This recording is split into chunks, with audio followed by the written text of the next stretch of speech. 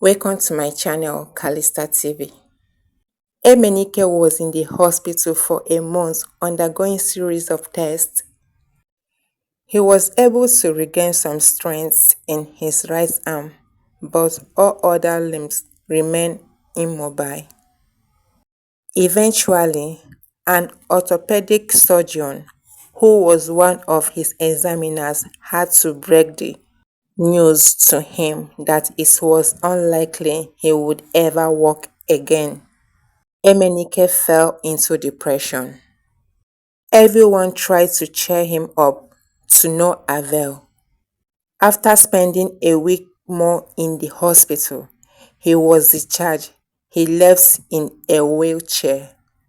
Nash kept urging him to be thankful that he survived the ghastly accident.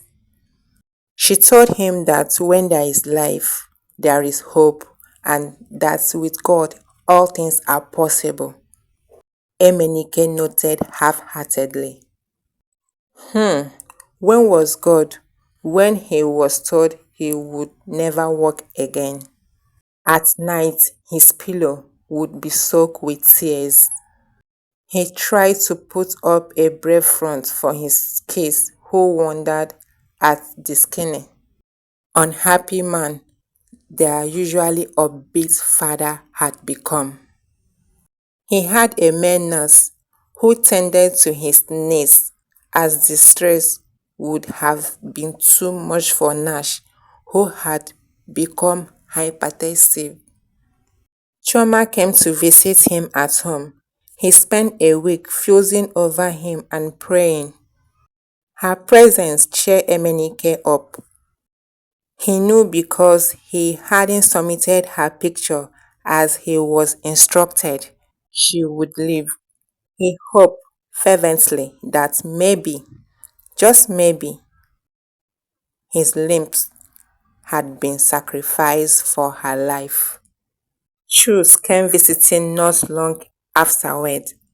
As soon as he was ushered into Emenike's room and the nurse withdrew, Chus turned stern eyes in Emenike's direction. Emenike, who was seated in his wheelchair, watched him keenly. "So what good news brings you here?" Emenike asked sarcastically. Chus ignored the sarcasm replied. "Emenike, you can run, but you cannot hide. The shepherd sees everything, so it would appear," replied Emenike dangerously. "Why the hell would you go pay a last-minute visit to a sister meant for destruction?"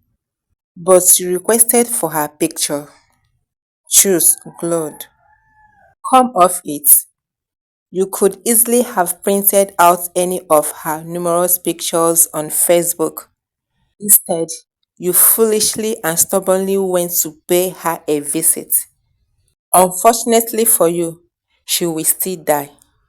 "You can't be serious. Not after taking my leg and left arm." Chooks laughed softly.